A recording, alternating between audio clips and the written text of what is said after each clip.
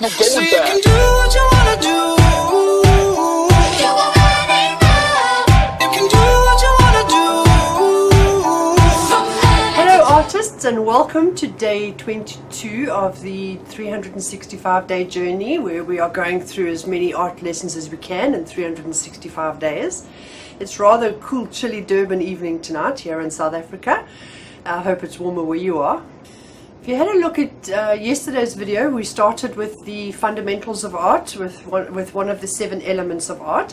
We started with line work, and today we're going to carry on with shape and form. I've put those two together in one lesson because they kind of go hand in hand. We can work with them in the same lesson. So without further ado, I'm going to move the camera and we're going to look down again on my drawing table, and I will see you in a moment. We're going to go through shape and form. What I've got here is a little photograph of an apple. I've decided to use a specific shape rather than circles and triangles and things. It just makes it a little bit more real. Now the difference between shape and form is that shape is 2-dimensional and form obviously would be 3-dimensional. So form gives you a sense of the bulk of the object, whereas shape is literally just the outline of the object. So if we draw our apple just outlines,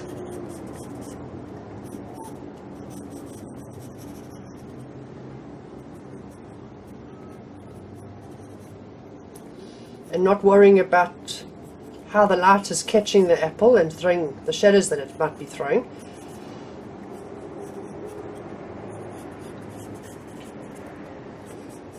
And that's the kind of result that we're going to get. We're literally just doing the outlines of the apple. So that would be considered shape as opposed to form, which we will do down here a little later on.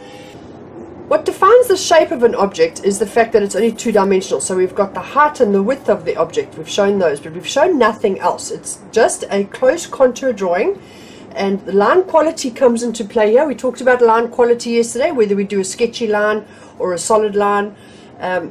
If we're working just with the shape of an object, if you have a look at the apple here, we can see that there's quite a strong highlight there, and there's a strong highlight here.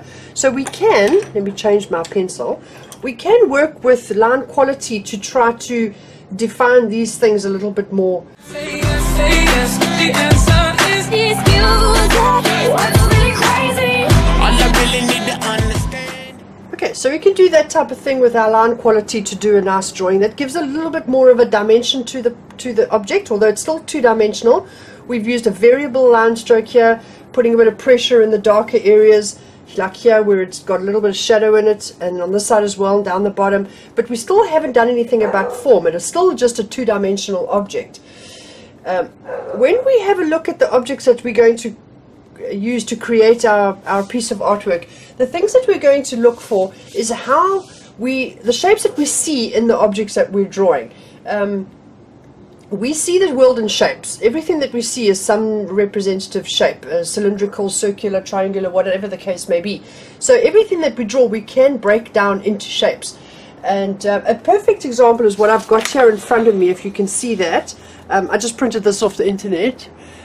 How you can break down a hand, for example, into circles and ovals and cylindrical shapes.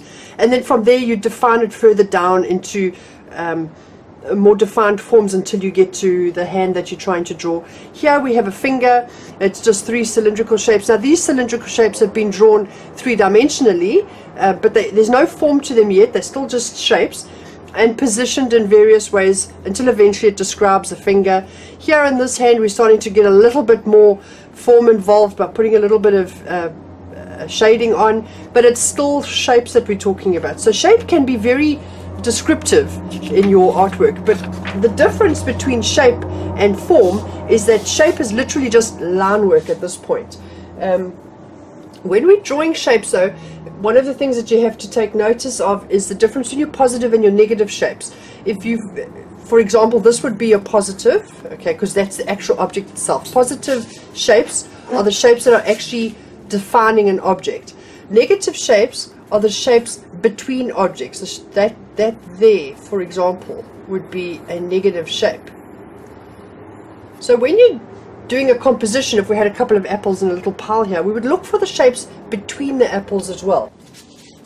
So if we go back to a little drawing here, we can see how quite complex objects can be broken down into geometric patterns and shapes and lines, and then we can draw almost anything. If we take our subject and break it down into its little shapes and put those little shapes together before we start defining the drawing further with its contours, we can pretty much draw just about anything just with our eye looking for shapes, either the shape of the object or the negative spaces between the object. So now we're going to start having a look at form. Now form, line becomes less obvious or becomes less descriptive, and the three-dimensional side, we now want to start making it three-dimensional. So the outline becomes less descriptive and the tone work becomes more descriptive. And there's lots of different ways to describe tone. So what I'm going to do here is, the first one we're going to look at contours, and then we're going to look at cross contours. Okay, so let me write that here before I forget. All right. Now with contour drawing, you're going to start using your lines to start describing the form of an object. So it's not only going to be the shape of the object, it's also going to be the dimensional form of the object. So the lines will actually start to take on the shape of your apple. Say yes, the answer is really crazy. Cross contour would be going that way, strictly speaking, but we can start using cross contours as cross hatching. Now cross hatching is lines going in opposite directions to describe the shape of something. Now, I'm sure you've seen cross hatching a lot of artists use cross hatching, and it's lines that are going 90 degrees to one another. Say yes, the answer is really crazy. All I really need to understand is I'll be alright, because you know I'm all about that. And then of course there's my own personal favorite way of doing it, which is by a lesson that we were having a look at a couple of days ago, using your pencil work to create surface tones. Now with tone work, what you're going to do, we will concentrate on tone work in a separate, because it's also one of the fundamentals, and we will concentrate on it more deeply. At the moment we're talking specifically about form as opposed to shape, so we will go back to tone work definitely, but basically just for the moment let's just mention that with tone work what you're doing is you're looking for the shape of the dimensional shape of the object. So your tone is going to be describing not only the width and the height of an object, but also the depth of the object. Can't stop, won't stop moving. Don't speak the language. Music don't need explaining. I know that in the morning now it's gonna be alright. I keep grooving. Do I have to tell you this music is beautiful too? All I really need to understand is I'll be alright, because you know I'm all about that bass, about that bass. Don't tell you ain't even gotta tell me no trouble. I'm all about that bass, about that bass. Don't tell you ain't even gotta tell me no, because you know I'm all about that boom boom, about that bang bang, about that beat, about that bass, about that music. Katy Perry, Juicy J, Nikki, Jesse, and Ari. My God, there's no going back. So you can do what you wanna do.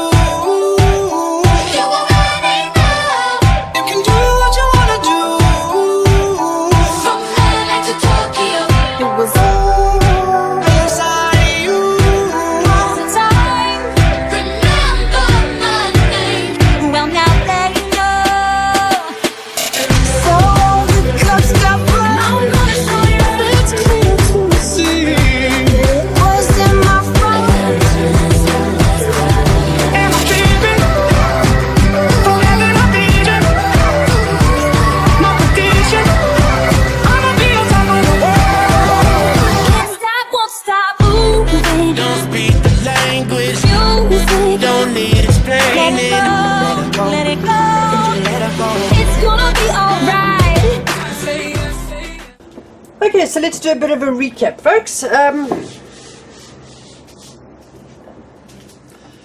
Shape is two-dimensional. We look at positive spaces, we look at negative spaces, and we're looking almost entirely at the description of the shape in terms of its flat surface, its height and width, 2 dimensions only. Form is when we start to create the illusion of bulk. So we can start using thicker and thinner lines, we can start using values We can start using contours and cross contours. I did another little cross contour drawing here that was a little bit more carefully, where it's less cross hatching and more actual cross contouring. So we start getting a sense of the bulk of the object. We can see now with these things here, we're starting to get the curvature of the apple. We put a little bit of a shadow on it, so the apple is now grounded. It's on a surface, so it starts becoming descriptive of the position that the apple is in. Whereas that there is literally just almost like a cutout. It's just length and breadth. Well, I hope that explains the difference between shape and form to you, and helps you to see how your shape can start helping you with your composition. I think what we need to take away in terms of shape here, the most important thing is the positive and negative space. When you're looking at something that you're drawing, when you're starting to put a composition together, you're going to break your object into spaces. You're going to break your object into shapes like we see here, breaking it down into shapes to make it easier to draw. So you're going to be looking for circles and cylinders and triangles, etc. But you're also going to be looking at the relative spaces between the objects to be able to help you to place them better. So to start off with, your drawing starts with shape. Then you start to bring 3 dimensions into your drawing. You start to get a sense of the illusion of form. I think what we've got to understand as artists all the time is what we're creating is an illusion.